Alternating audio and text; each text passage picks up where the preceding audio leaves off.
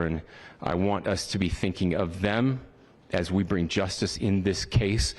They will be involved in that justice. We will be working very closely with them as we move through this process as well. This is a very sad day for our country, a terrible day for the state of Utah, but I'm grateful that at this moment we have an opportunity to bring closure to this very dark chapter in our nation's history.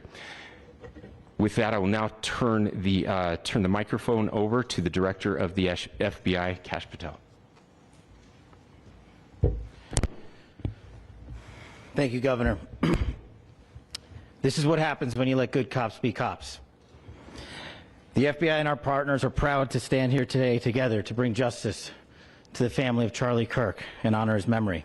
I want to express my deep gratitude to President Trump, the Vice President, and the entire White House who have been so incredibly supportive with both resources and just personally to the FBI as a team. They had our backs the entire way, and I just want to express my gratitude for giving us the resources we need to operate in this space to bring this sort of justice at this sort of speed. In 33 hours, we have made historic progress for Charlie. Governor Cox, our partnership has been absolutely incredible these last few days. Our partnership will endure. Your state and local partners, your sheriffs, your DPS community has been unbelievably impressive in the hardest of times. And a case like this cannot be solved, cannot be brought without partnering with your state and local authorities. The FBI has a certain role to play, and we will play that role, and we will lead out for the federal government. But Governor Cox, we are so grateful for your state partnership that led out on this investigation. A little bit of the timeline. Charlie was shot at 12:23 p.m. on Wednesday. The first FBI agents arrived on scene in 16 minutes with chiefs of police at 12:39 and secured the scene. The FBI immediately launched fixed-wing assets. We utilized these assets to transport personnel, specialty technicians, hostage rescue teams. We also utilized these assets to go back and forth from the East Coast and here in Utah to transport forensic evidence and other evidence that will be analyzed and is being analyzed at our FBI laboratories in Quantico and other laboratories, including the ATF. At my direction, the FBI released the first set of FBI photos of the suspect at 10 a.m. local time on 9/11.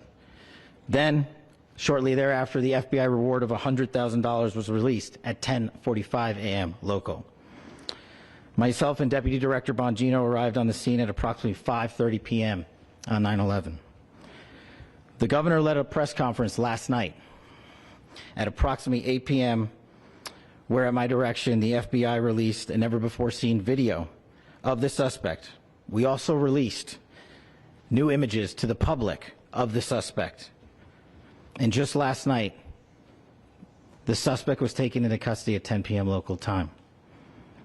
In less than 36 hours, 33 to be precise, thanks to the full weight of the federal government and leading out with the partners here in the state of Utah and Governor Cox, the suspect was apprehended in a historic time period. And I want to highlight what Governor Cox said. This would not have been possible without you, the media, and you, the public. That's why we went so public, so fast, and we're so transparent, and we're committed to that transparency. The crime scene, just a little bit there. It is a large crime scene. State and local authorities, along with federal authorities, processed that crime scene quickly. And I even had the ability to walk through that crime scene and walk through the steps the suspect took to learn more about what was needed and what resources we needed to bear to create a full picture for the FBI and leadership back in Washington.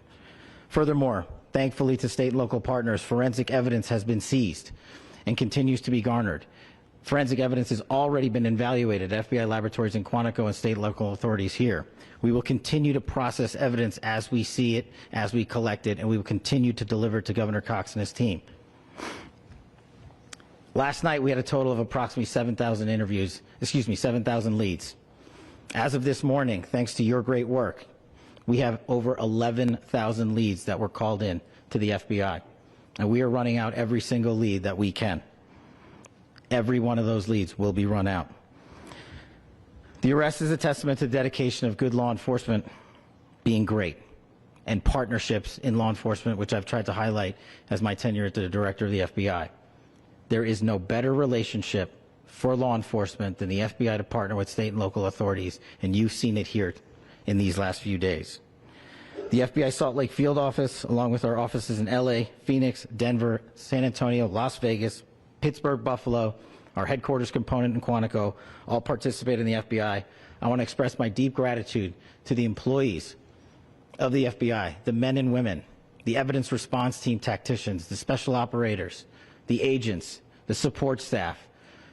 You have done monumental work in historic time when the public, who had a right to demand such an expeditious solving of an investigation, the FBI answered that call diligently, critically important to our nation, and we delivered. And I'm proud to be their leader, and I'm proud to be the director of the FBI. This is a very much an ongoing investigation, as the governor said, and we will continue to work with state and local authorities to develop the investigation, to provide them the evidence they need for their ongoing prosecutions, and we will be here to answer every call they absolutely have, as long as it takes, for as long as we need to find and apprehend whatever suspects were involved in this crime. Lastly, to my friend Charlie Kirk, rest now, brother. We have the watch, and I'll see you in Valhalla.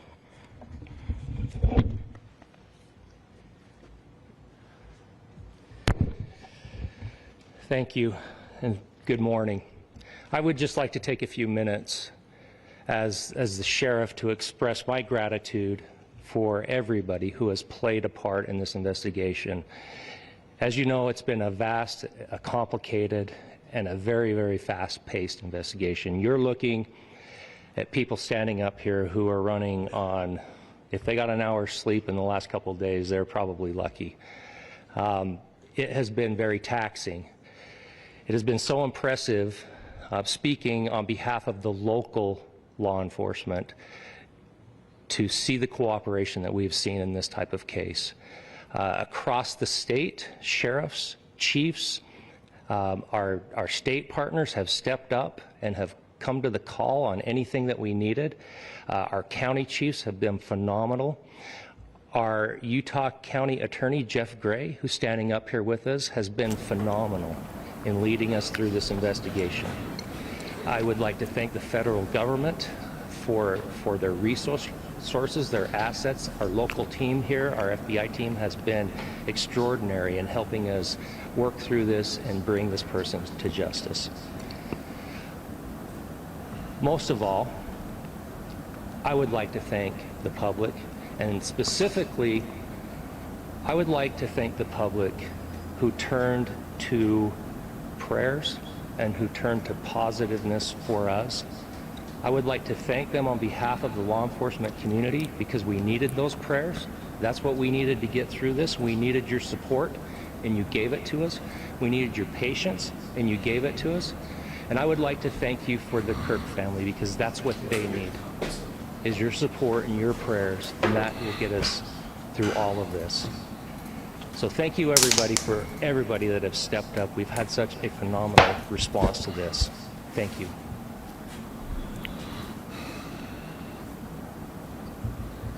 I also want to give a special thanks to the Attorney General and the Department of Justice. Their unwavering support and their commitment to justice is shown true here.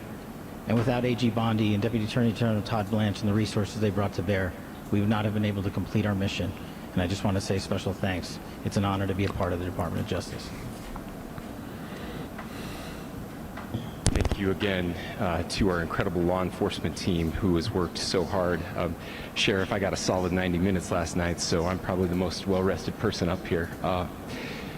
Ladies and gentlemen, I get the microphone, so I hope you'll permit me a moment just to share a few more thoughts about where we are and how we got here, and maybe a little bit of where we go from here. I don't want to get too preachy, but I think it's important that we, with eyes wide open, understand what's happening in our country today. I've heard I've heard people say, well, why are we so invested in this? There's violence happening all across our country, and violence is tragic everywhere. And every life taken is a child of God who deserves our love and respect and dignity. This is certainly about the tragic death, assassination, political assassination of Charlie Kirk. But it is also much bigger than an attack on an individual. It is an attack on all of us. It is an attack on the American experiment. It is an attack on our ideals. This cuts to the very foundation of who we are, of who we have been, and who we could be in better times. Political violence is different than any other type of violence for lots of different reasons. One, because in the very act that Charlie championed of expression, that freedom of expression that is enshrined in our founding documents, in having his life taken in that very act, makes it more difficult for people to feel like they can share their ideas, that they can speak freely. We will never be able to solve all the other problems, including the violence problems that people are worried about, if we can't have a clash of ideas safely and securely. Even, especially those ideas with which you disagree. That's why this matters so much. Over the last 48 hours, I have been as angry as I have ever been, as sad as I have ever been. And it was, as anger pushed me to the brink, it was actually Charlie's words that pulled me back. I'd like to share some of those, and specifically right now, if I could, I need to talk to the young people in our state, in my state, and all across the country. As President Trump reminded me, he said, you know who really loved Charlie? The youths. And he's right. Young people loved Charlie, and young people hated Charlie. And Charlie went into those places anyway. And these are the words that have helped me. Charlie said, when people stop talking, that's when you get violence. He said, the weak can never forgive. Forgiveness is the attribute of the strong. The only way out of the labyrinth of suffering is to forgive. Welcome without judgment, love without condition, forgive without limit. He said, always forgive your enemies. Nothing annoys them so much. A few months ago, I referenced this last night, Charlie posted to social media, when things are moving very fast and people are losing their minds, it's important to stay grounded. Turn off your phone, read scripture, spend time with friends, and remember, internet fury is not real life. It's going to be okay. He again said, when you stop having a human connection with someone you disagree with, it becomes a lot easier to commit violence. He said, what we as a culture have to get back to is being able to have a reasonable agreement, where violence is not an option. Now, again, to my young friends out there, you are inheriting a country where politics feels like rage. It feels like rage is the only option. And so just so you guys know, and he's saying a lot of beautiful words about Charlie. Some of you guys that just joined may not know exactly what's going on, but they found the guy, a 22-year-old guy, confessed. I'm assuming he confessed to his dad, or they turned him in because of the notification and things that they've seen, or whatever the case may be. So he turned himself in. He's in custody. This was confirmed, according to the FBI, that this was the shooter that actually shot Charlie Kirk. We don't have any information whether or not there were multiple people involved in this. Kesh Patel had mentioned that they're going to follow up on multiple leads, so we don't really know if there's more than just this one person, which I believe that it probably could have been. Somebody knew about this. He probably told someone, and maybe somebody set up the plan so he can execute the plan.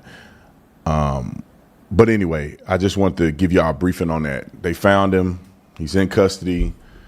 His father, I think his father, a pastor, or somebody else turned to me, and I didn't get to hear what they said initially, but from the things that I've heard so far, it was one of a combination of a few. All right, I'll let him finish talking, and I'll get back to talking in a minute. This had to happen here, that it wouldn't be one of us, that somebody drove from another state, somebody came from another country.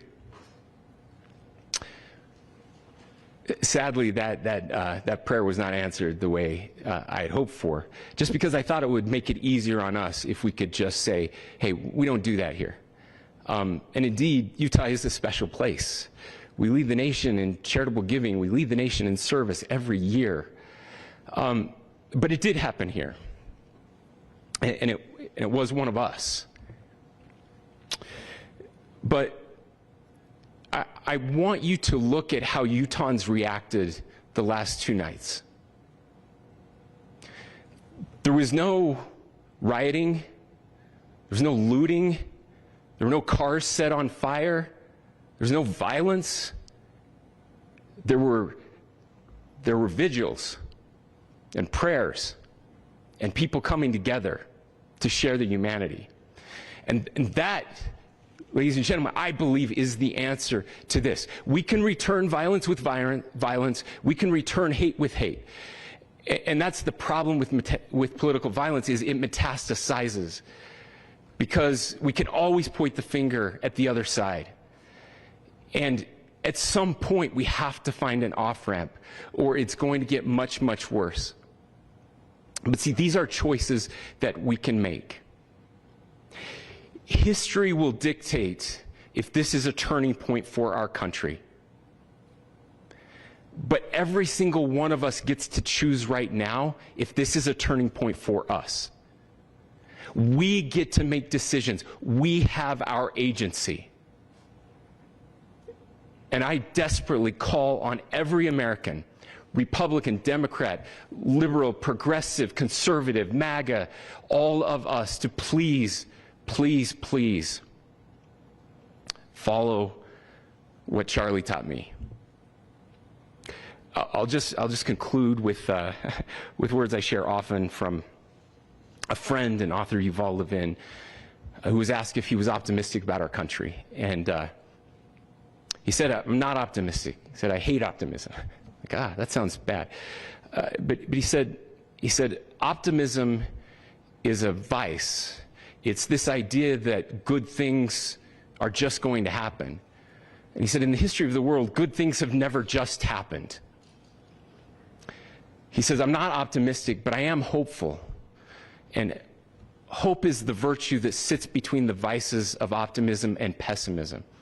Hope is the idea that good things are going to happen because we can make them so. I still believe in our country. And I know Charlie Kirk believed in our country. I still believe that there is more good among us than evil. And I still believe that we can change the course of history. I'm hopeful because Americans can make it so. Ladies and gentlemen, we're happy to answer any questions you might have. Governor, can you please speak to whether the suspect is speaking with authorities and his demeanor, Tyler Robinson, when he turned himself in? I cannot speak to that right now. Governor, how do you interpret the engravings on the casing? Well, I will leave that up to you to interpret what those engravings mean. I think the clearest one that says "catch fascist," there's not, and by the way, that's like catch like a ball, catch this. That's I think that speaks for itself. Governor, you indicated that he had been communicating. Please. Talked about this level of hatred that this person expressed. Beyond that, is there anything in your view that you discovered that may have radicalized or changed him to prompt him to commit such a horrific? There's nothing more that we can share at this time. Governor, you indicated that he had been communicating with a friend on Discord about the gun. Do you anticipate any more arrests? We do not at this time have any information that would lead to any additional arrests. You believe he acted alone? Yes, but the investigation is ongoing. How he came into custody of police and where he is right now, Mr. Robinson? Yes, so right now, Mr. Robinson has been booked into the Utah County Jail. You heard the president this morning report that that he was taken into custody, that his family and a friend helped to deliver him into custody of law enforcement in Washington County. For those of you that don't know where Washington County is, it is the southwesternmost part of the state of Utah. It's about a 3.5 to 4 hour drive from here, where we are right now, and that's where he lived and where they turned him in. Please, I'll go here. I can't share any more than what I've already shared. Yeah.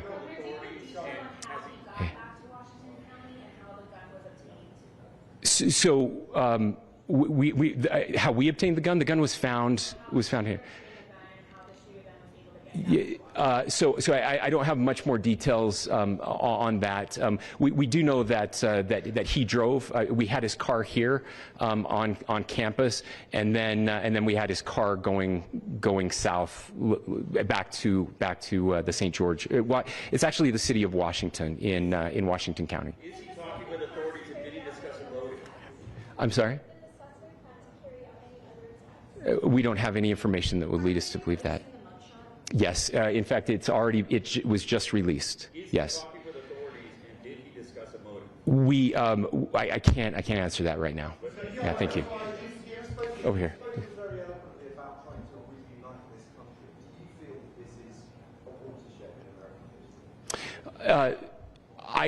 I absolutely believe that this is a watershed in American history. Yes.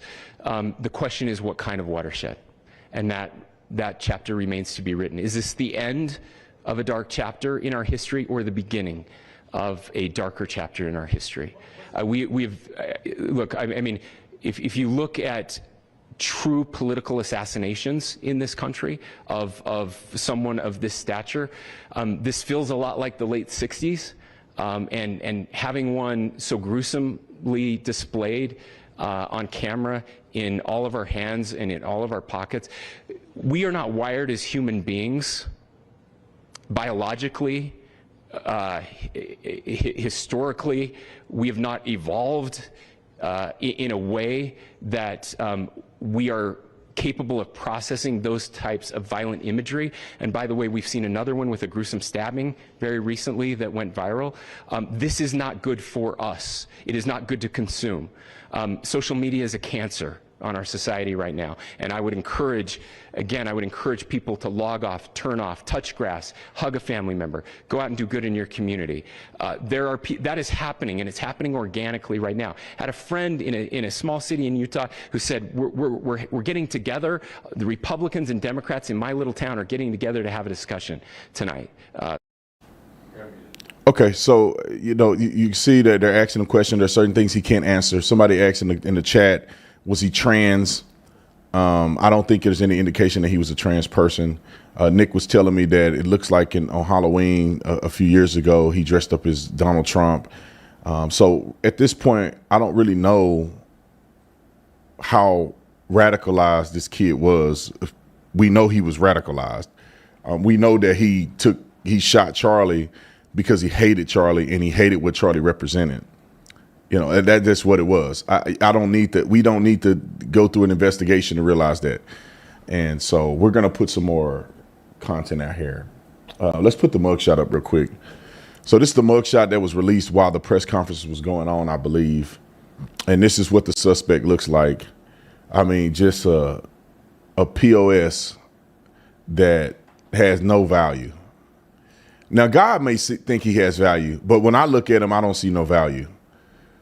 Now, what he thought he was doing evil, he actually created a movement bigger than what it already was. So God can make things right, but this person who added no value to America, to his community, did this heinous crime.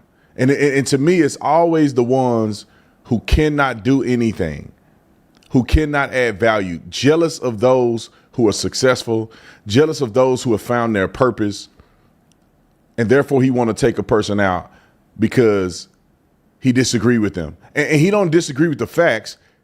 He just disagree with the idea of this person, Charlie Kirk, who exists. So I'm assuming we're going to find more out. It appears that, which was shocking to me, that they said they don't think that there's more arrests that will be made, when I think he coordinated with his roommate to pick up the gun. Now, there could be a situation where he told the roommate to go pick up the gun and the roommate said, no, I don't want nothing to do with that, which could be why the roommate won't get arrested. If there was a coordinated effort to obstruct an investigation or to tamper with evidence, that is a crime. Yeah, wrote a clip of explaining kind of what I was talking about. This is a little bit further in the press conference. If it gets juicy, I'll go back to the press conference. Right now, they're just kind of talking. Roll a clip. Member Robinson mentioned Charlie Kirk was coming to UVU. They talked about why they didn't like him and the viewpoints that he had. The family member also stated Kirk was full of hate and spreading hate. The family member also confirmed Robinson had a gray Dodge Challenger. Investigators identified an individual as the roommate of Robinson. Investigators interviewed that roommate, who stated that his roommate, referring to Robinson, made a joke on Discord. Investigators asked if he would show them the messages on Discord. He opened it and showed several messages to investigators and allowed investigators to take photos of the screen as each message was shown by Robinson's roommate. These photos consisted of various messages, including content of messages between the phone contact named Tyler with an emoji icon and Robinson's roommate's device. The content of these messages included messages affiliated with the contact Tyler, stating a need to retrieve a rifle from a drop point, leaving the rifle in a bush, messages related to visually watching the area where a rifle was left, and a message referring to having left the rifle wrapped in a towel. The messages also refer to engraving bullets and a mention of a scope and the rifle being unique. Messages from the contact Tyler also mentioned that he had changed outfits. I know there has been speculation as well as to the writing on those casings, those bullet casings, and I believe we have that as well. And I will share that with you now. So the area north of Campus Drive Road where the suspect crossed over, you saw some of that in the video that we released last night, consists of a grassy area with trees on the edge of the UVU campus. Investigators discovered a bolt-action rifle wrapped in a dark-colored towel. The rifle was determined to be a Mauser Model 98 30-06 caliber bolt-action rifle. The rifle had a scope mounted on top of it. Investigators noted inscriptions that had been engraved on casings found with the rifle. Inscriptions on a fired casing read, "Notices, bulges, capital OWO, what's this, question mark." Inscriptions on the 3 unfired casings read, "Hey fascist, exclamation point, catch, exclamation point." Boy, I would love to watch that execution. I'd pay money to pull the lever or shoot the injection. Now, they don't need to do no injections. They need to put him out there, let him, after he get ran through in jail for a couple years, put him out there, let the firing squad do their thing. Hey, that's the law. I mean, I think they still have firing squad in Utah. Maybe not in Utah. But he definitely needs the death penalty. Federal death penalty. It bothers me that this low-life loser with no future, and let me tell y'all this. You know who's at fault? It's these teachers and radical left media. For someone to get on and say Charlie Kirk is spreading hate, you have to be the stupidest person and the most disingenuous person to ever live. It's hateful to say that a man should be married, that he should be fruitful and have children, that life starts at conception. It's hateful to identify biology. It's hateful to say that you can be born XX or XY. That's hateful. No, I'm trying not to get worked up. It's just lies. The man was killed because of lies. And it reminded me of Jesus. I'm telling you, it reminded me of Jesus. I try to make the distinction because I want people to be saying, you said Charlie is Jesus. But it reminds me of Jesus, a man in his 30s, spent his whole life building, studying, and now he's exposed to the community where he can express truth and awaken the populace. But the people in powerful positions hate him. Why? Because they hate the truth. He's hateful. And he says, if you disagree, come to the front of the line. He's hateful. I seen people throw stuff on Charlie. I would have swung on people. But Charlie didn't even swing on him. Lady girl walked up, snatched the head off his head because she's a lunatic. Charlie said, no, don't touch her. Let her go. Hateful? I got to not get so worked up because I'm getting so worked up. I want to say things that I'm going to regret saying. Because one day somebody going to crop these videos and put them out online and they're going to have me saying some crazy stuff. But it bothers me, bruh. Do y'all understand that America would be a better place if people we didn't have these stupid people in our country that stoke violence for no reason? There is no reason that people should be mad at Charlie Kirk. Debate Charlie Kirk. Go put your best people on campus and debate him. He let you get on the mic. It's viral on social media. So if you got a better idea to him, then go expose it. But they can't because they're rooted in emotionalism and lies and false empathy. Virtue signaling. So when the truth hit them, they have nothing to respond to but hatred, evilness, and being devils.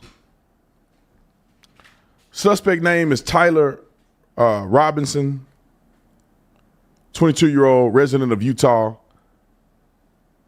taken into custody by law enforcement. Thank God for them. He confessed to his father. His father turned him in.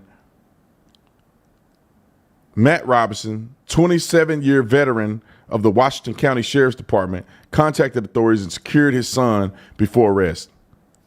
His mother, Amber Robinson, worked as Intermountain Support Coordination Service, helping disabled people access care. This dummy attended Utah State University on scholarship. He has two younger brothers. Family social media shows vacations and selfies, including his mother praising him for getting into college, where he then got indoctrinated. I'm trying not to get upset. Don't get upset, Brandon. Don't get upset, bro. Don't say nothing bad. Don't do it. Where she praised him for getting a scholarship, taken into custody around 11 p.m. Thursday, which he had been taken into custody last night. I'm thinking the Pacific Standard Time. I was still up, but I think people didn't really hear about it until the morning because I heard about it at like 4 a.m.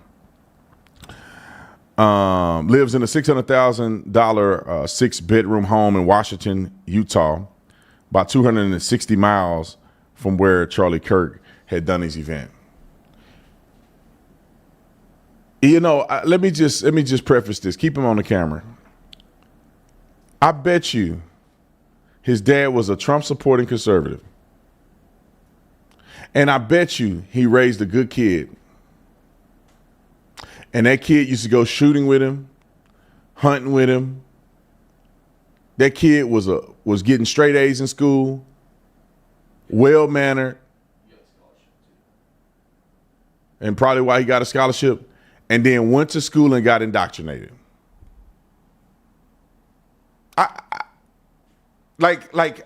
I'm not saying that that's true,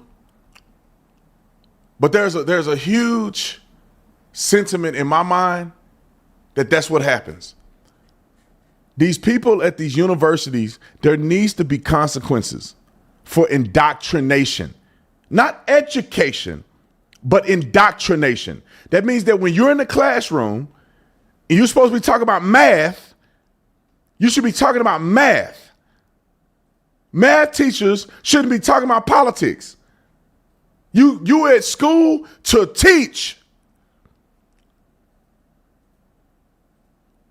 I went to my son's school in Washington State. Thank God he don't live there no more. Washington State, go in the classroom, math teacher got Palestine points on the board. She got gay pride flags in the classroom. What does that have to do with math? Kids are failing math in her class. The feeder school, the high school that school feeds into, 17% of kids in the school are proficient in math. Lord, I'm trying not to say nothing. I cannot stand these people. I can't stand them. The world will be better without these indoctrinated people and these teachers who are just stupid. I ain't never in my life thought about when I'm teaching a class about X that I'm gonna bring up politics. When I go to business meetings, when I do speeches outside of political speeches, I stick to the script.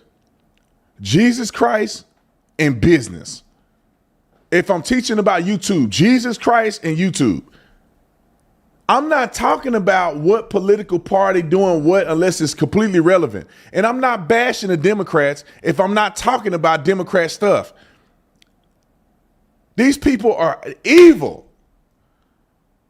They're evil. There's no other way to say it. They're evil. They're evil devils. And the devil projects on the good people. Good people like Charlie are doing right. You don't have to talk to him. If you mofos don't think they can spread hate, let him come on campus and talk to himself. Y'all don't have to talk to him. Charlie can't debate himself. You are participating voluntarily in a debate against Charlie. You just can't win because y'all stupid. Let's stop playing. Let's stop being marked. These people are stupid and they're evil. That's what it is. They're stupid and evil.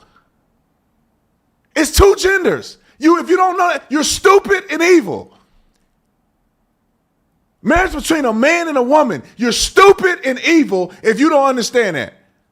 It's not up for discussion. It's not a controversy. There's not a bunch of genders. You're evil and stupid. It's that simple. If you don't understand that men shouldn't have a dingling out in the women's locker room, you evil and stupid. There's no discussion it. It's no talking about it. You're stupid. Nobody, what are we talking about? What are we talking about? And Charlie was the nice guy. Charlie would converse with you. Y'all gonna take out the man that's gonna be nice to you. Evil and stupid. We shouldn't even be talking about it. Look, you in America, you want to be trans, who cares? But you want to make somebody else agree with your lifestyle, you evil and stupid. It's that simple. It's a Christian nation. Founded by Christians. Our laws and principles of success come from Jesus Christ. If you don't realize that, you evil and stupid. I don't care nothing about no other religion. You have the freedom to exercise your religion in America. But if you don't think Christianity is the reason for our success, you're evil and stupid. It's that simple. I don't want to hear nothing about Islam or none of these other religions. You can come over here and practice your stuff, but if you think that's the way, you're stupid. Let me calm down. I'm so sick of it. We so nice to these people, man. We try to give them a chance. We try to be like, let's talk and let's do this and that. And they evil. They get up and they laugh at Charlie, which they don't know they just made him bigger than what he was. Oh, they just, oh yeah, Charlie Kirk was a fascist and stuff. You guys are evil and stupid. You mad, you killed a man over stupidity. That kid is gonna rot in hell, and while he's in hell, he's gonna think about it and say, dang, I did all that for nothing. He's spreading hate. But I don't have a single thing that's actually hateful that he said. And I did this for nothing.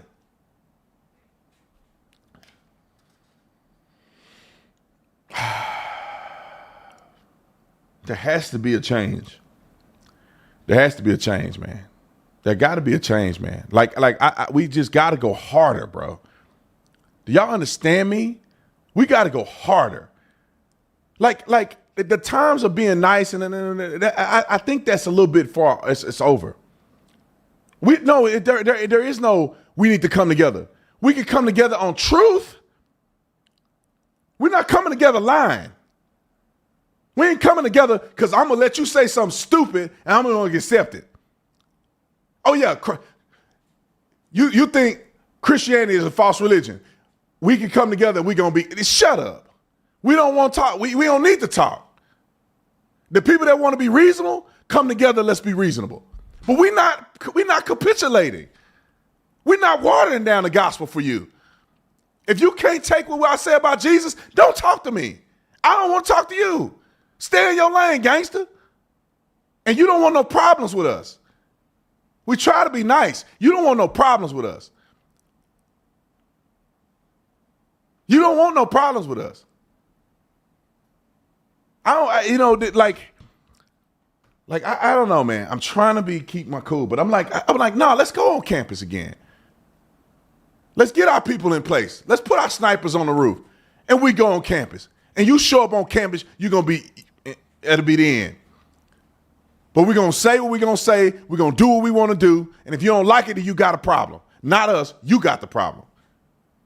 We need to crack down on these universities. If you are preaching conspiracies and lies and propaganda, shut it down.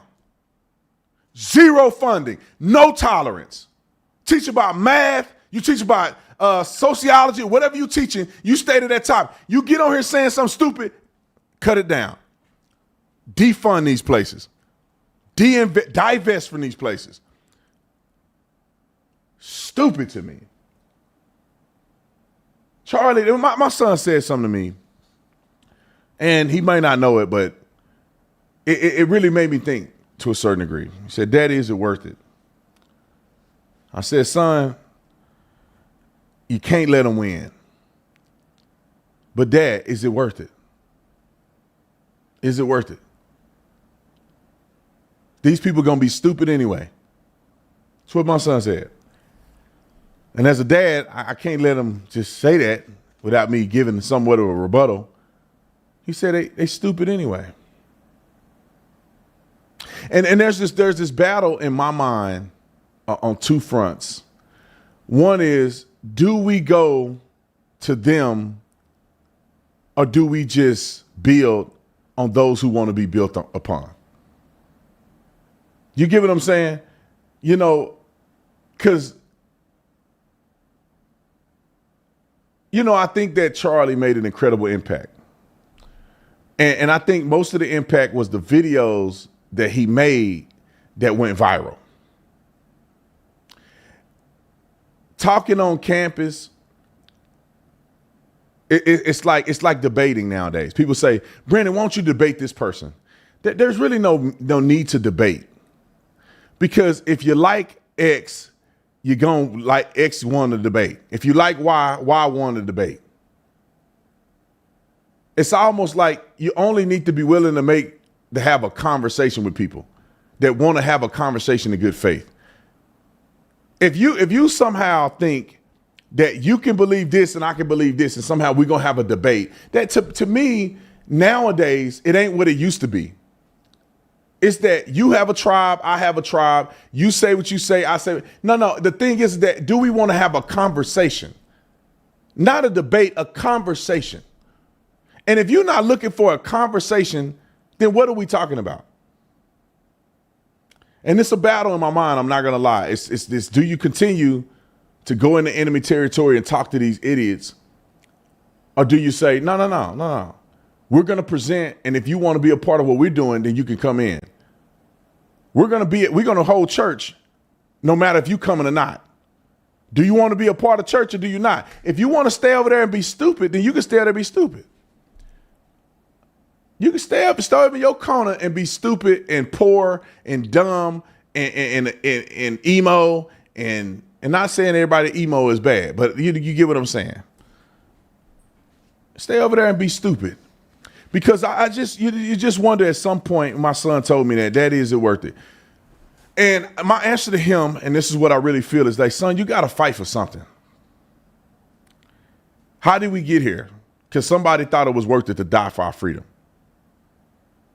Did they want to? Did it make sense at the time? No. But somebody got to do it. You cannot live a life where you allow everybody else to be martyrs for the cause and then you get to live rent free. Son, that's not how it works. If Charlie is willing to die for what we all claim we believe, how much more are we willing to give a sacrifice for us to be the future of changing the next generation? Of the future and changing the next generation. That's all I'm saying. So I got to keep praying, and y'all pray for me, because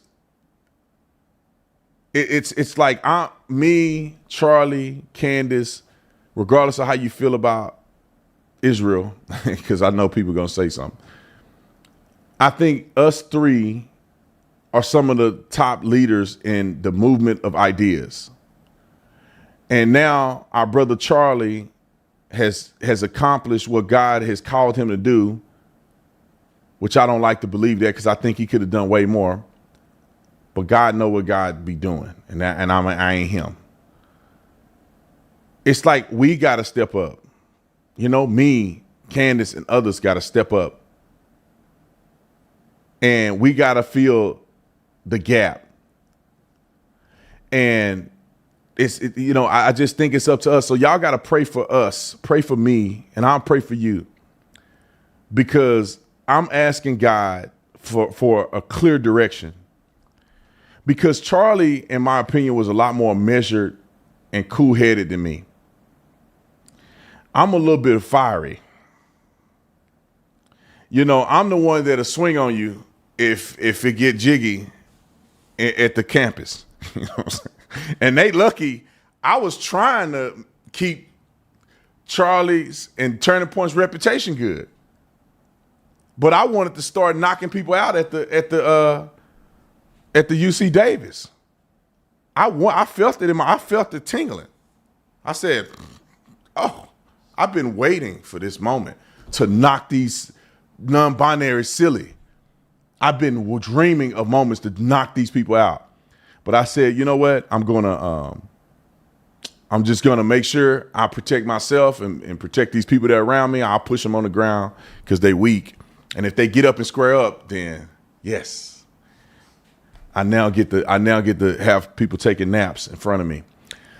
We should give them some pillows. But see, Charlie was a lot more measured and nice than I am. But y'all pray for me, because I want to be what God called me to be, and I want to do the right thing. And we gotta continue the legacy. But like, I'm like Peter. I swear, I'll put the knife out, cut your ear off.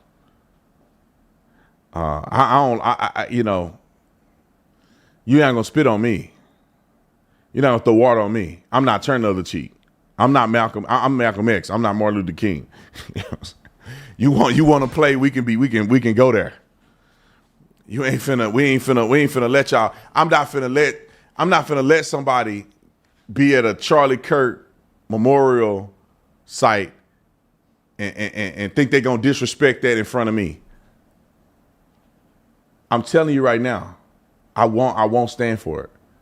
I would not. You think it's crazy? Somebody come up and think they're gonna tear up some stuff at Charlie Kirk Memorial or some little site that while I'm at, and I'm be like, stop! Don't somebody call the police? No, I swear to God, you better not do that in front of me. Let me, come on. Come back, Brandon. You better not do that in front of me. I'll change it. I'll turn it out. I want to turn it out. Now y'all didn't took Charlie. Y'all make me want to turn it out.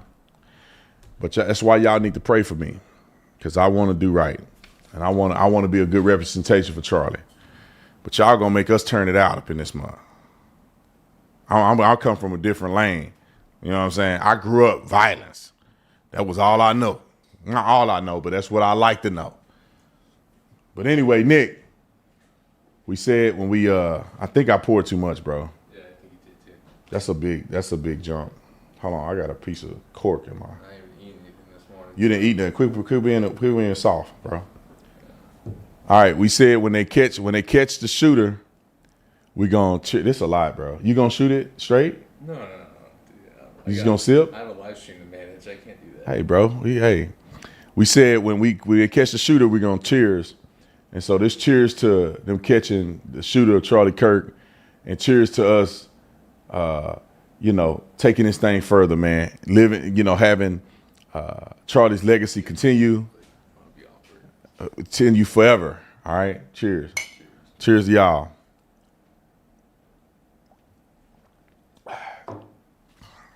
That's good though. That's that. I don't know if I can promote this on there. It's the smoke wagon. Don't cough, bro. It's all right. But anyway, I burned a little bit. Yeah, that was rough. So anyway, but cheers to y'all, man. We caught that fool, and justice will be served. And Charlie's name or his death would not be in vain. Two things I want to address while I'm on here. Then we're gonna be finished for the live stream, unless they have some more updates between now and then. Two things I want to address.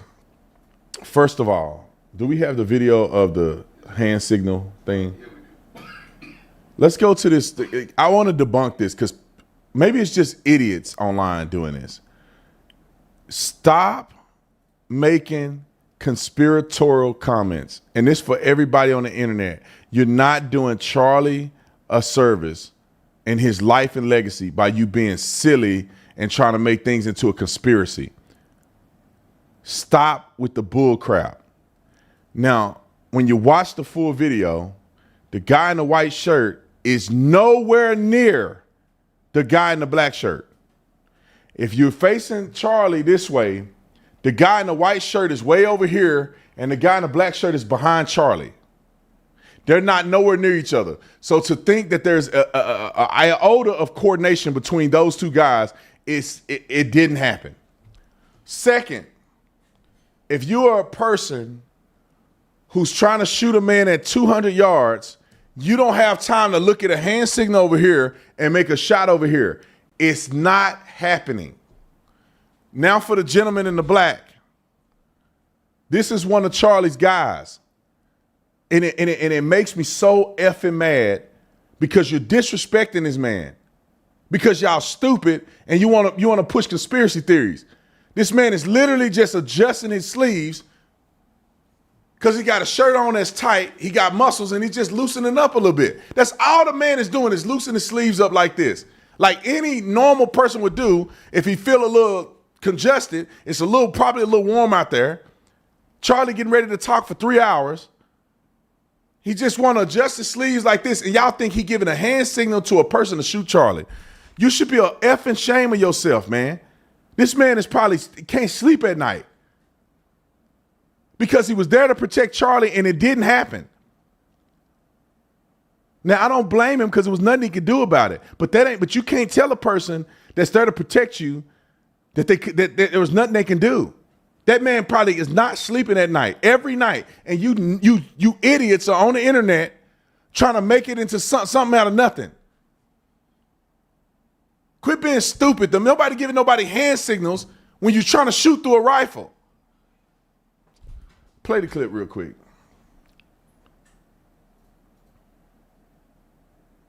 This guy, pause it. This guy, this angle, it looks like he's close. He's nowhere near Charlie. I went back and looked at the video of Charlie facing Charlie, and this guy's, I think he's out of the tent over to the side. He's nowhere near Charlie. He's near the fence over there. If you see the fence and the thing, he's near the fence. Charlie is up under the tent. That guy's nowhere near Charlie. And you think he making hand signals to a sniper on the roof at 200 yards and the guy's looking over here and then looking back over here. What would the hand signal say? I don't know what people think. The spotter don't make the shot. The person who's shooting is the one that have to pull the trigger when they have the sight, not the spotter. And nobody's spotting from the point of contact. The spotter would be at binoculars up there with you. The person down there can't say it's go time. What? Y'all going, I hope y'all, I ain't gonna say that. The Israel thing is next. I'm gonna talk about that next. You got another clip of it or no? No. I was thinking I thought you had that other angle. Yeah, I was trying to find it. No, don't worry about it. So y'all can look it up yourselves. If you look at the other angle, you'll see that guy was nowhere near Charlie. Okay, keep playing the clip because then they're gonna get to the sleeve thing. The guy just adjusted his sleeves. Play it. He just shook his arms out his sleeves so he can be ready to act and get in action. He just did this. And you effing fools are on the internet trying to push conspiracies. It just bothers me. Let me address this claim. Somebody came on the internet the other day and said, why would they don't really want to catch the shooter? Why would they pass it over to the FBI from local police? You got to understand before you ever say something like that, ladies and gentlemen, ask somebody that's in law enforcement. The campus police department probably have 20 officers. They have no capacity to do an investigation of this magnitude. They're campus police. That's the jurisdiction on campus. And you go outside of campus. What city are you in? Then what's the adjacent city? What cities are in the metropolitan area? That's why you need the FBI. They have jurisdiction across the United States of America. They have funding, technology, and they can coordinate an interstate effort. And that's what they did. That's why when something happens locally, the federal government picks it up if it's a broader scale issue. Because the FBI have the capacity to get into Discord. They have all kinds of different abilities to access things that local municipalities don't. So you don't have to push a conspiracy theory. Slow down, wait for things to develop. Now let's go to this Israel thing. People out here claiming that Israel assassinated Charlie Kirk. You have to be the stupidest person on planet Earth if you think one of the biggest pro-Israel people was assassinated by Israel. Let me tell you something about Mossad and assassinations. Put your thinking cap on. You assassinate people to make an example. You don't assassinate people and hope nobody know you assassinated the person. What kind of stupid stuff are y'all saying? If Mossad or Israel wanted to make a point, they would make it clear that they assassinate this person. So if you do what that person did, you'll be assassinated. They're not gonna celebrate the guy and act like they never did it. Charlie Kirk's death made him bigger, made him more prominent, made everybody realize who he was. There's no reason to assassinate a person to highlight who he was. I don't even know why I got to explain stuff. But anyway, Netanyahu got on TV and they asked him a question and he explained this. Roll the clip. Before I let you go, I want you to address one thing, and it's just the absurdity of it. Some of the internet rumors that somehow Israel is behind the Charlie Kirk murder, and I don't believe it for 1 second, but I want you to make a statement. It's so absurd. That's insane. That's insane. Israel also changes the the orbit of the moon. Israel pushes the sun. I mean, the whole thing is, it's not only insane, I think it's so absurd, so stupid, and so ridiculous. You can't believe that people are saying this. They just found the perpetrator. They'll get to the bottom of this. But they go, they have no limits. When you hate Jews, when you hate the Jewish state, you're willing to say anything and promote all these absurd rumors. And by the way, they're willing to kill us all the time. I mean, that's what they're doing. And over the centuries, when Jews, especially in the Middle Ages, the horrific Middle Ages, the worst things were said about Jews you couldn't possibly believe. We were poisoning the wells. We were drinking the blood of Christian children. You name it. I mean, these things. That continued actually up to the Holocaust. The Nazis said the same thing. We're carrying vermin. We're spreading disease. And people believed it. And every time they believed it, this was a prelude to a greater and greater massacre, culminating with the worst massacre of them all, the Holocaust. Well, since then, we've learned, when people spread these lies about us, prepare yourself for the assault. And, they're trying to delegitimize the state of Israel. Charlie Kirk said to me that, he wrote me this detailed letter, you have to fight the slander. These untruths, these vilifications have consequences. And he was right. But I'll tell you one thing, we're fighting on the battlefield against the terrorists and winning. And he was fighting on the battlefield of ideas. And I think he was winning. He was going to win. That's why they shot him. I hope they don't silence him. I don't think people will give in to these ridiculous lies. Like, how do you listen to that and you think Israel killed him? Charlie Kirk loved Israel. He went there. He was an advocate for Israel more than anybody else that you know. There was parts where he questioned certain things, which is not anything different than any other Israeli would question. And do you think that they kill him for questioning like this? With all the other anti-Semites out there, you think that Charlie is they gonna take out Charlie when you got people online that are just inundating the internet with anti-Semitism. Everything they say is the Jews. They stubbed their toe in the bedroom on the dresser. The Jew made the dresser. So they stubbed their toe on it. Charlie Kirk was assassinated by a devil, indoctrinated by left-wing media and left-wing ideology. But they claim that the Jews run the media, which indoctrinate people in order to get them to kill Charlie. Like, when somebody blames the Jews for everything, you know something ain't right. If somebody like Charlie, which I agree with Charlie, when you say, dang, that's kind of weird that they were able to do that on October the 7th. Everybody can say that was weird. Now, the next thing you do is you listen to the people that have an explanation for it, and you see if the explanation makes sense to you. But until you get a full explanation, you can't make a determination of what it is. But Charlie questioned that, which I understand, because I would question the same thing. I was in Israel, and I was like, that seemed like that was kind of hard to do. But it's not impossible to do. They gonna kill you over that? Come on, bro. The biggest Zionist in America was Charlie Kirk. The most prominent Zionist in America was Charlie Kirk. All right, roll the clip. This is one of the clips they play to say this is what Charlie was turning on Israel. Roll the clip.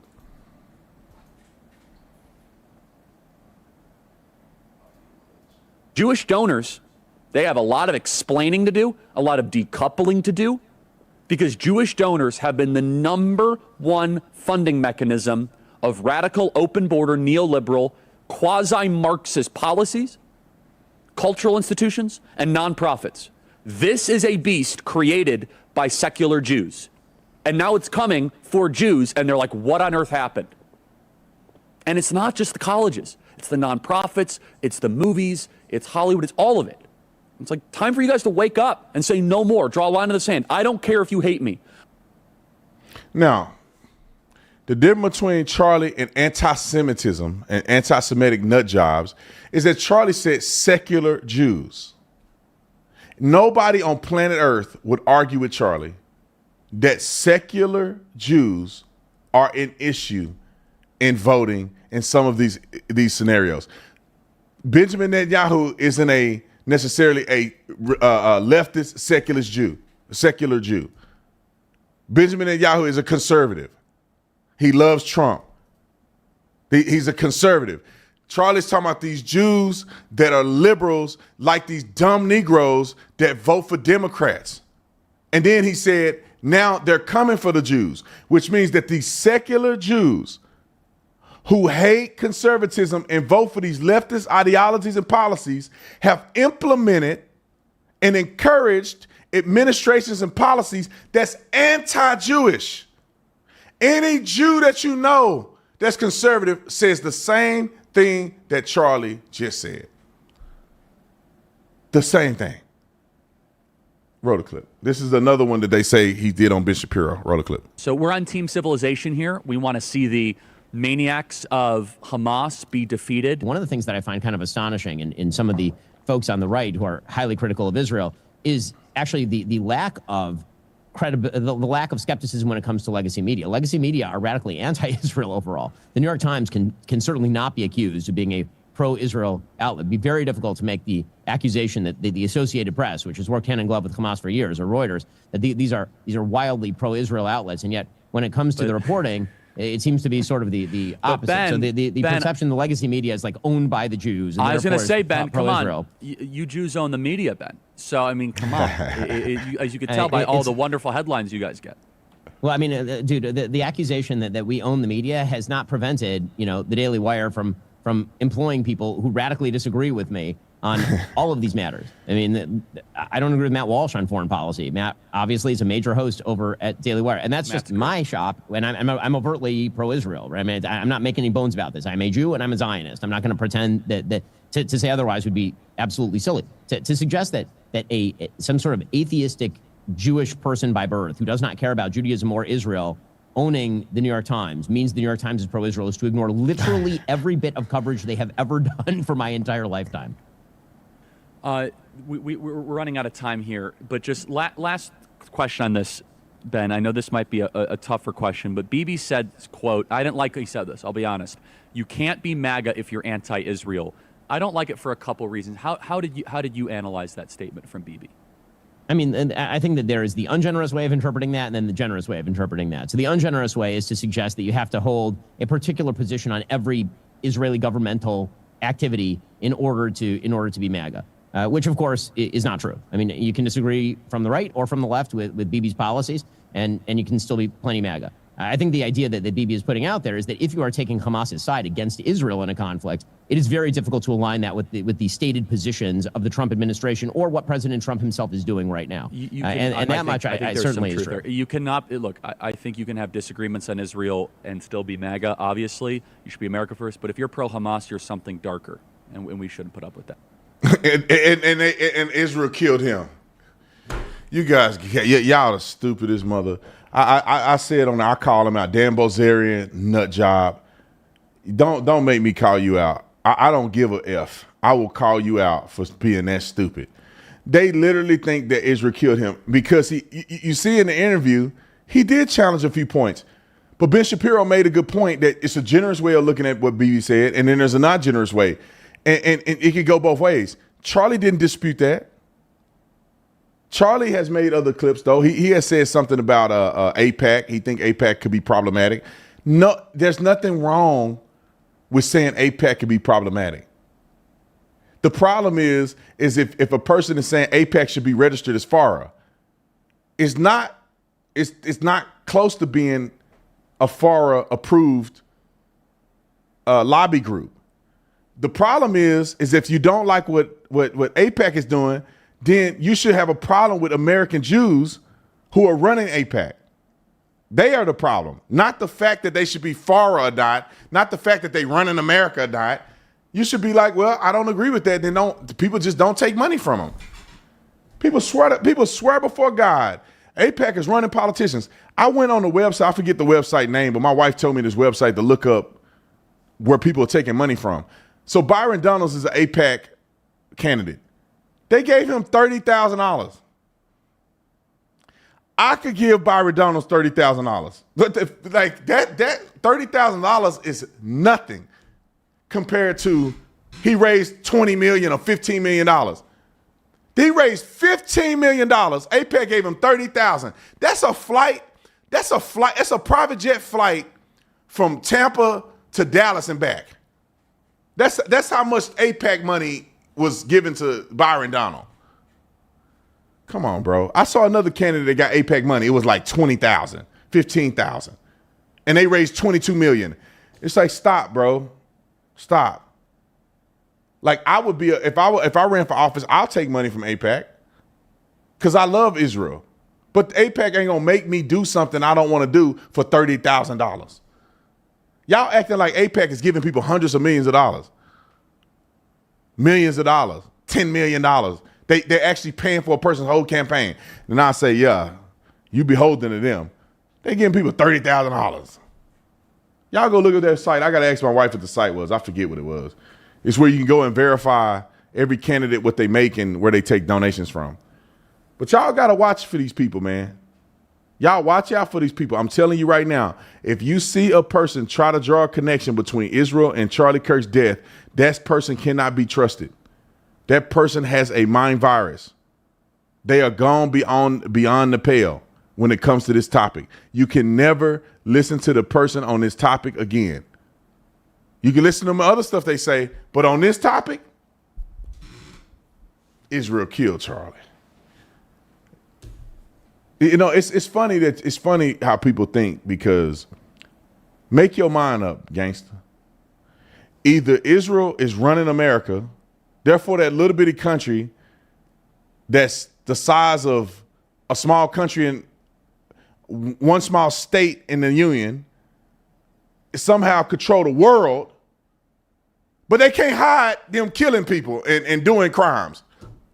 They somehow mysteriously, that little bitty country, one of the smallest countries on earth, that's the size of one of our states, got so much power, but they don't know how to cover up a hit job. But they know how to mysteriously run the world through that little country. They can't figure out Gaza. They can't figure out the West Bank. They get attacked from everywhere, but somehow they run the world. We give them $3.8 billion a year for their military, but somehow they run the world.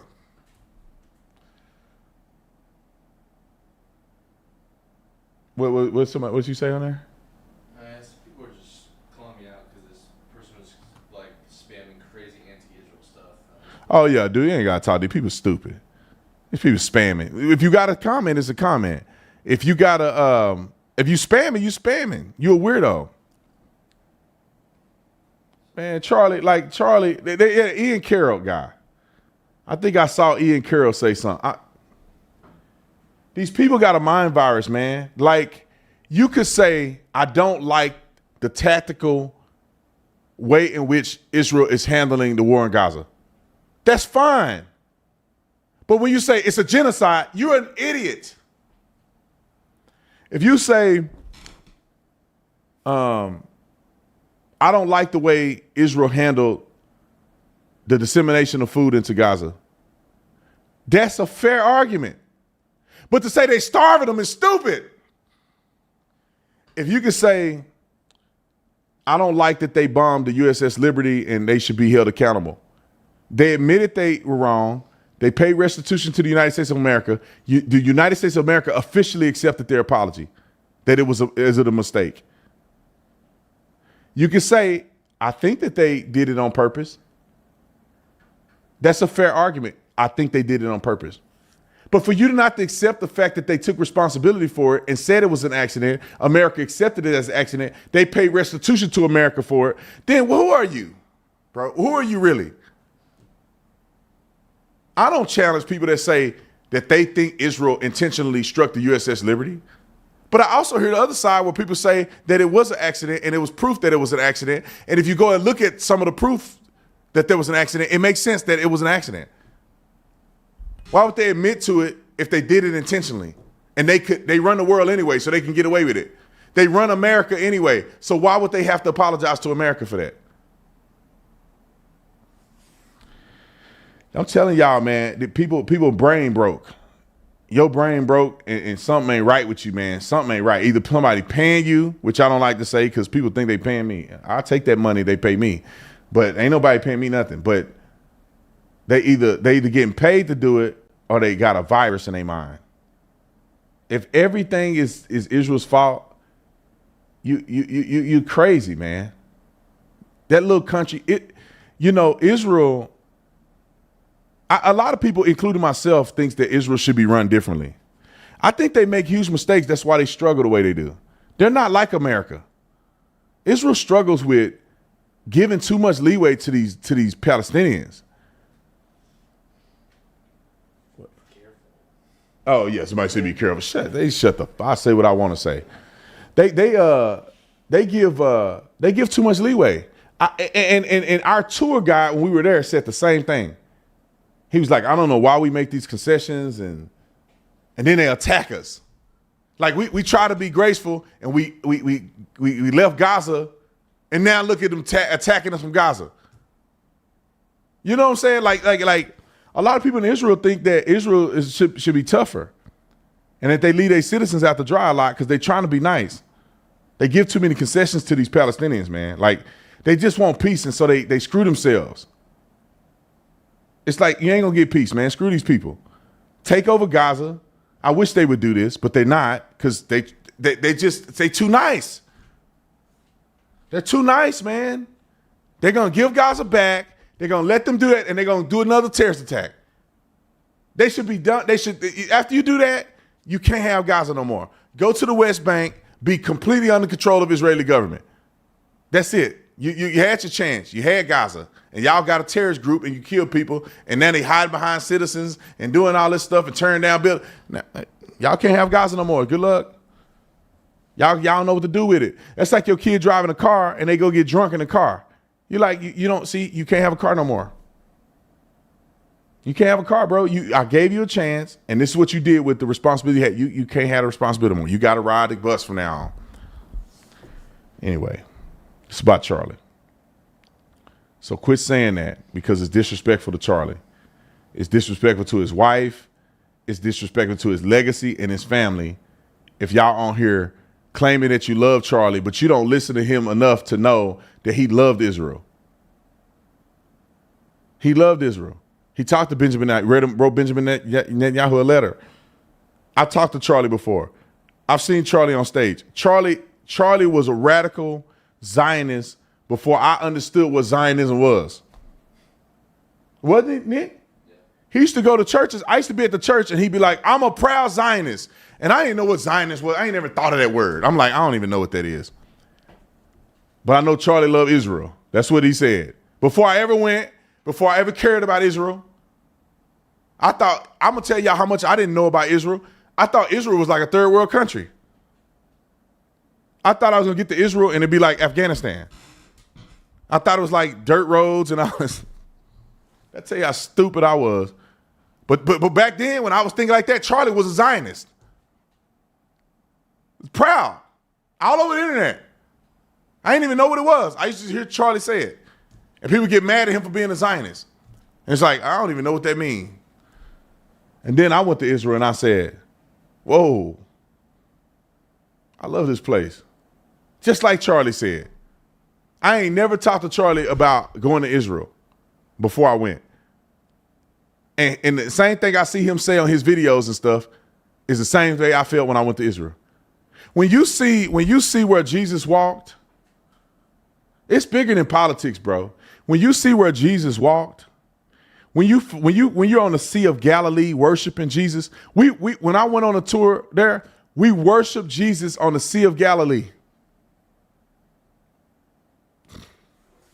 Christians ain't allowed in Israel. We floating on that boat. They got the boats they take out.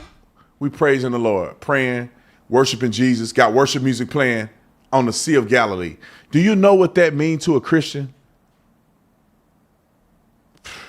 We're in the old city of Jerusalem, walking down the same path that Jesus walked. We saw where they believe he was crucified. We saw, and I saw, and I got pictures of it. I took a bunch of pictures. I'm going to start putting my pictures out there of the tomb that they believe Jesus was buried in. when you physically see it, it does something different to your Bible experience. When we went to the temple of who was that? Not David, but Solomon.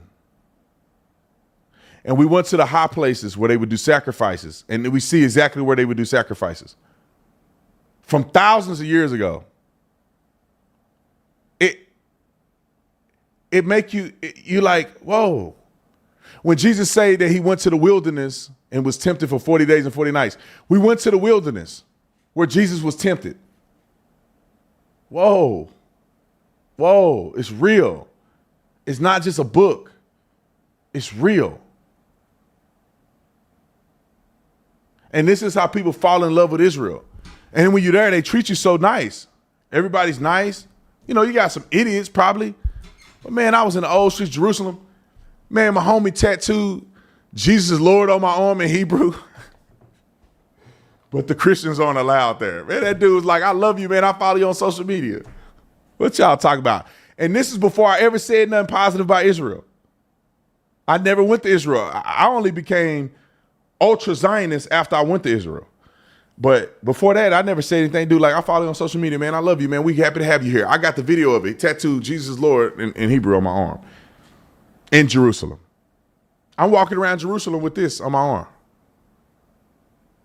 Went to the cafe. Hey, brother. Gave me his card. Love you, man. When we come back, man, we'll love to have you again. Going to the markets. Whipping up that dried fruit. Homeboy selling like a mud, boy. Some of them stereotypes right, boy. Homeboy was selling us, boy. He wouldn't even let you walk down the thing. Hey, whoa, he put it in your hand. You're like, all right, man, I wasn't trying to buy nothing. Oh, my God, that's good. Oh, no, you got to try this one. Before you know it, $300, you out of there, $300. He didn't sell you $300. Couldn't even say no. I think that's a talent that some Jewish people have. They know how to sell. And he was selling. They sell you, boy. They sell you, and they went to a jewelry store there. I bought something in there. I forgot. I'm like, man, I'm not finna buy nothing when I go in this place. Man, I went in there, I left. I had my wife some earrings and all kinds of stuff that I didn't want to buy. But man, they good, boy. They know how to sell. And some of you weirdos will be like, see there. Or somebody wrote a super chat. Any other updates from Charlie? No. Okay, nothing new. Okay, somebody said they spit and bro kid didn't lie. They're a reflection of the adults. Plus, many celebrities have spoken against Jews and walked back, cut the crap. Just because some Jewish people hate you, that means every Jew. These people are so stupid. The kid spit, but his mama didn't. Now, yeah, of course she's teaching him to be an idiot, but for us to have one incident, when y'all claim that they all hate us, for us to have one incident with a kid and an adult ain't even brave enough to do that, that tells me that it's a small minority of these idiots that are here that hate Christians. And I don't even want to call them idiots. I think some of them hate Christians for a reason, and some of them were just taught to be like that. Because some Christians do be doing stuff. Like, I wouldn't go to Israel and be like trying to convert them to Christianity, and like that's disrespectful, man. These people just living their life. They just walking down and with their caps on and they swirls and up. They just doing their thing, bro. I wouldn't go up to them and be like, "You don't believe in Jesus Christ? You're going to hell," and that creates animosity. I don't need to teach you. You know what it is. If you ask me, then that's a different story. But one kid spit on you, and in America, a person spit on you, kick you out of a restaurant for wearing a mega hat. Do we say, "See, that's a reflection of America"? These people hate Jews so much that they become stupid, man. One kid spit on you. Y'all still hung up on that one kid spitting on a pastor's pant leg? When pastor been there 50 times, he did a tour 20 times and never had anybody spit on him except this one kid. All right, I'm done with this. It's supposed to be about Charlie. Y'all making me talk about...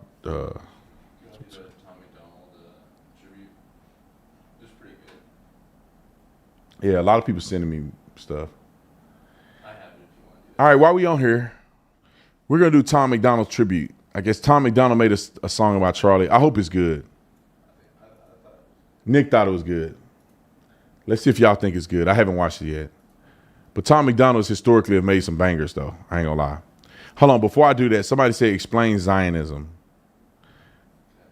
Yeah, just keep it on screen. Keep it on screen. I'm gonna explain that, and I'm gonna jump into it. Somebody say explain Zionism. It's just the simple fact that Israel deserves the right to have a state. They deserve the right to be in Israel.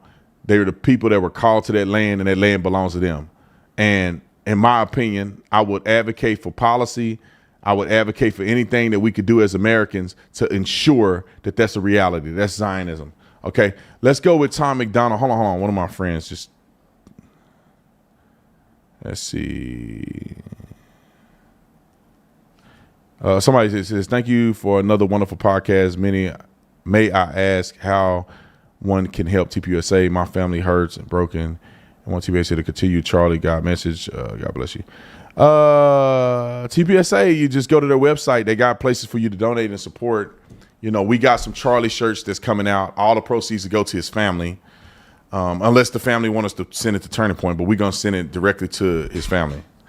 And we got a little funding link where you can donate, and we'll send that to his family too. So if you're interested, yeah, no pressure. I wanted to wear a Charlie shirt, so I'm making them. And if you want to buy one to support Charlie's family, then you can. But I want to wear it because I'm going to somewhere and I want to have a shirt that represents Charlie in front of the world. And and I say, since I'm gonna make me one, I might as well. If other people want one, they can get one too. We'll have them ready for you guys soon, and I'll put it out there. But let's play the Tom McDonald song that he made for Charlie Kirk. I haven't watched it yet. Tom McDonald normally have bangers, and so I'm assuming that it's going to be good. Nick said it was awesome. I want y'all to listen to this Tom McDonald song that he wrote in tribute for Charlie Kirk. Wrote a clip.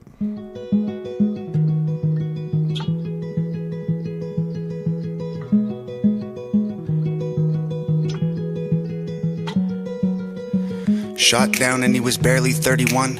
Another woke coward took a life with a gun. He left behind a wife and a daughter and a son. All he did was try to speak for all of us.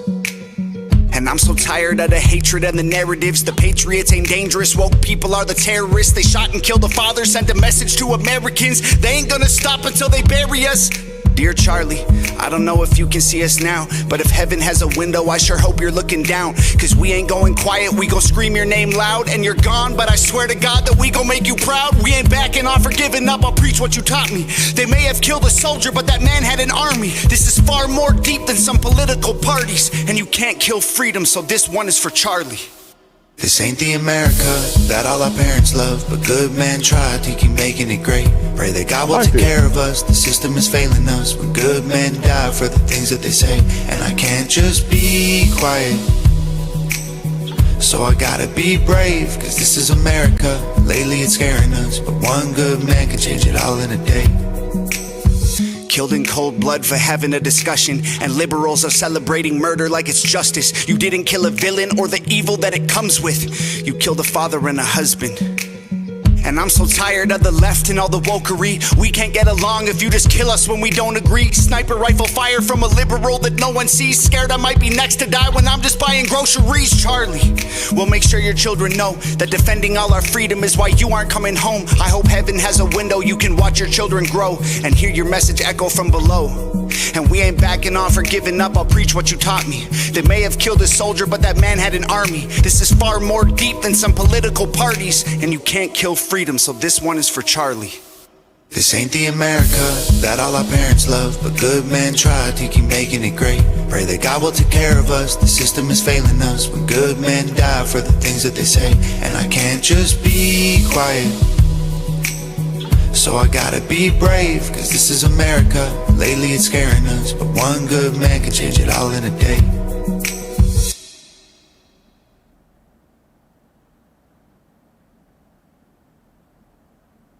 That was a good song, man. I tried to hold them back. Y'all see them, they were wailing.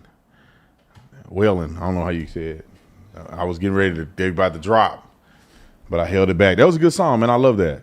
I think that was a good song, man. Charlie, it's sad, man, because it's just like the rest of y'all, man. I'm human too, man. So I'm like, one minute I'm accepting it, meaning that I accept the reality.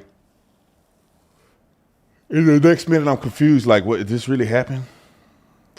1 minute, it's not a reality. It's like, oh yeah, Charlie got you. Yeah, it's just an internet thing, right? I just saw it on the internet. It's not a reality. It's not real. And I think, unfortunately, I think it's going to get real soon for me, because I'm gonna go to the headquarters at Turning Point. And I'm not gonna see him there, and I'm gonna go to the funeral, and he gonna be in a casket, and it's gonna be real then. The same guy that when we started out, he gave me opportunity in 2017, 2018. He's a good dude, man.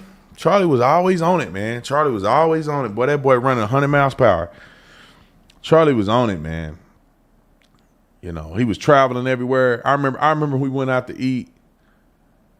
That dude had a garment bag that was this thick. He had to have like 10 suits and clothes in his garment bag. He running around with a garment bag. That's all he had. Just slopped over garment bag. Probably had toiletries in it, bunch of suits and clothes, because he just going like this. Nobody did. Charlie inspired me to be who I am today when it come to hustle. Like, dude, I was like, man, I'm not finna let Charlie outdo me. If Charlie can do 100 shows, I do 100 shows too. I remember we were at Turning Point. I said, I'm gonna never say no to nothing. I think I went to 22 universities in one calendar year. Every time they said something to me, yes, yes, yes, yes, yes, yes, yes. Anything Turning Point ever asked me, yes. Anything Charlie ever asked me, yes. Let me see what was the last thing that Charlie texted me.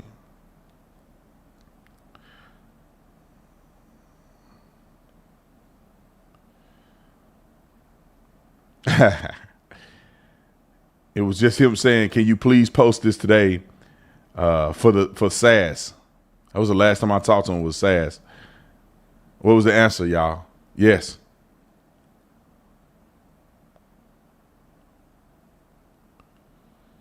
What else did we talk about before that? I invited him to an event. He asked me where was it. He sent me a YouTube video that he put out. I told him, we already made one about your video. You cooked.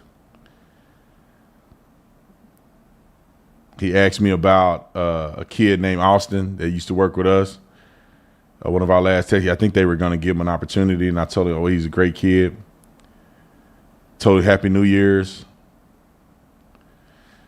This Charlie is the man. You know what I mean? He a good dude, man. And I'm gonna say this, and then I'm not gonna say nothing. I think I don't know what else to say. First of all, I feel some type of way about people that said negative things about Charlie, and now that he dead, they want to act like they support him. I'm not saying people can't change their mind, but the fake people like Myron Gaines, Nick Fuentes, these are two people that I see on the internet right now that I remember not too long ago, because Charlie just died 2 days ago, right? Before that, these cowards were saying all kind of negative things about Charlie. They come out saying Charlie ain't this, Charlie fake, Charlie this, and then now he dead, they want to make content talking about Charlie, it was wrong. Man, y'all suckers, bro. You a sucker, man. And I'm not gonna get all worked up over, but I can't stand that stuff, man. Same thing with that Nick Fuentes kid. He talked all that trash about Charlie, and he like, I want to do it, man. I'll screw you, bro. We don't need your moment of silence. We don't need none of that stuff. Shut up and move on, bro. You just trying to get in good graces because you talk trash about the man. It was ignorant. It ain't like you disagreed with him, man. You talk trash and it was ignorant. I ain't never gonna forget. You can play your audience. I ain't forgetting. It made me mad, man. It made me mad, bro. Because I remember defending Charlie. Like, I go to a tweet. When the whole thing was going on, one of my last tweets was Charlie's American hero. It's a bunch of tweets ago. I can find it, though. Charlie's American hero. I may say Trump. I keep saying Trump instead of Charlie a bunch, but Charlie's American hero. Let me see if one of them clowns responded to what I said. I can't stand it, bro. I can't stand it, bro. I can't stand it. I can't stand it. I can't stand it. Just sheer fakeness. Oh, no, apologize for what you said. Don't be like, oh, no, man, I want to give respect. No, apologize for what you said, bro. Apologize for what you said. Now you want to act like you cool with him. Apologize for what you said. I'll never be cool with. I never respect people that do that. Apologize then. Talking all that noise about Charlie, and then now you want to be. I'm gonna. I couldn't do my show today because that's like me saying. That's like if Hillary Clinton got assassinated, and I hope that don't happen.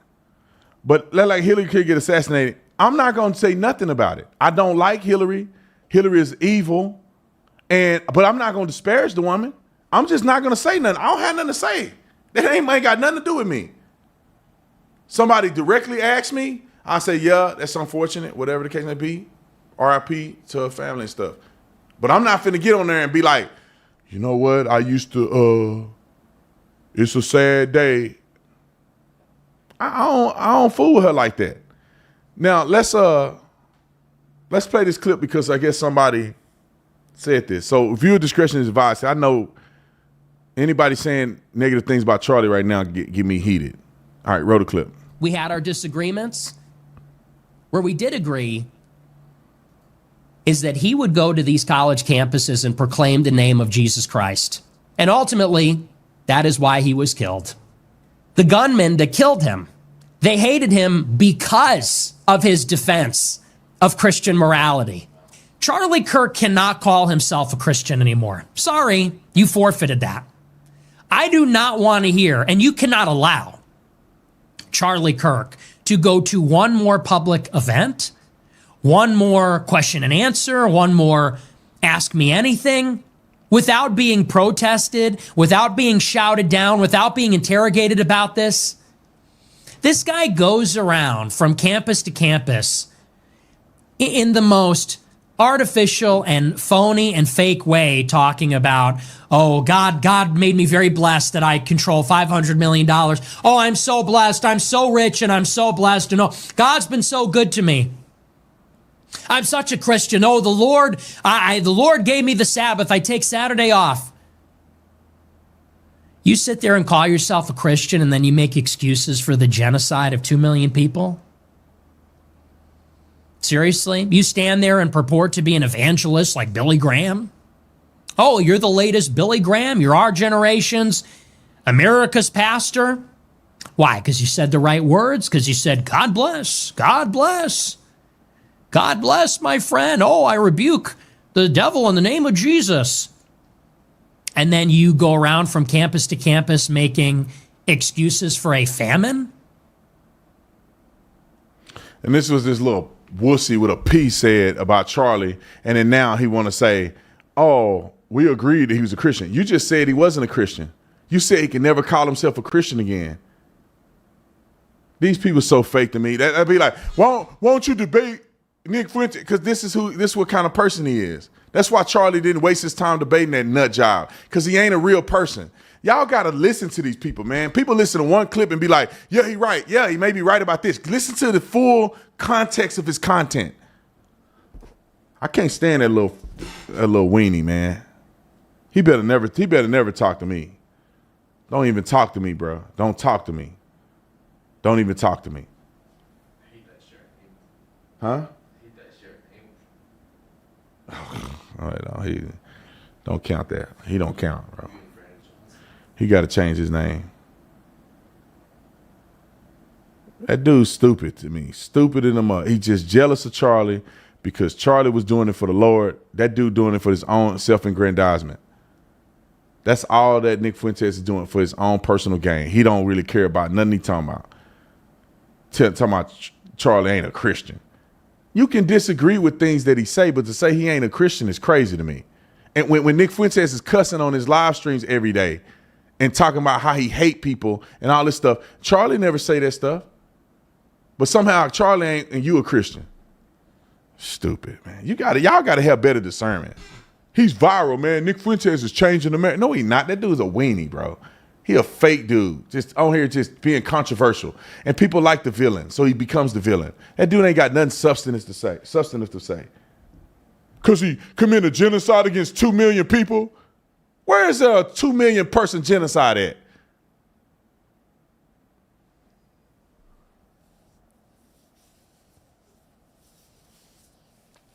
All right, man.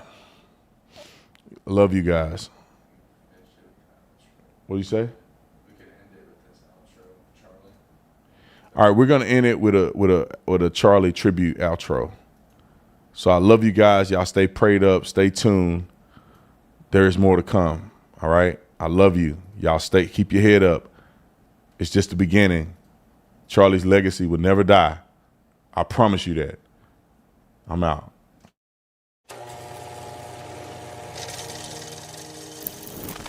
We're active in about 15 campuses, and we're growing very, very quickly. And keep in mind, this is not just a flash in the pan movement. We're going to become an institution to give them the power and the confidence to stand up and let their voice be heard. I started this organization when I was 18 years old. I decided not to go to college. I didn't get in my dream school, which was the United States Military Academy at West Point. I have this idea to galvanize and motivate the future youth of this country around a core set of ideas, not just political parties or politicians. And the ideas are really America's the greatest country in the history of the world. The Constitution is the greatest political document ever written, and free enterprise is the most assured way to lift people out of poverty and create prosperity for all. Those are the three big ideas. And I think that's something that can win.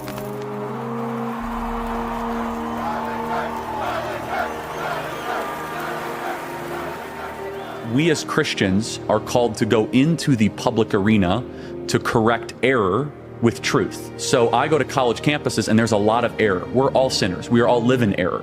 I'm far more interested in what God wants of me than what I want from God. I have to say this without getting emotional, but I'm very proud of my husband. And I know many of you are too. You have worked so hard. And I know a lot of you have seen, obviously, his videos on TikTok and all the stuff he does on campus, but no one gets to see him from my angle except for myself and our children.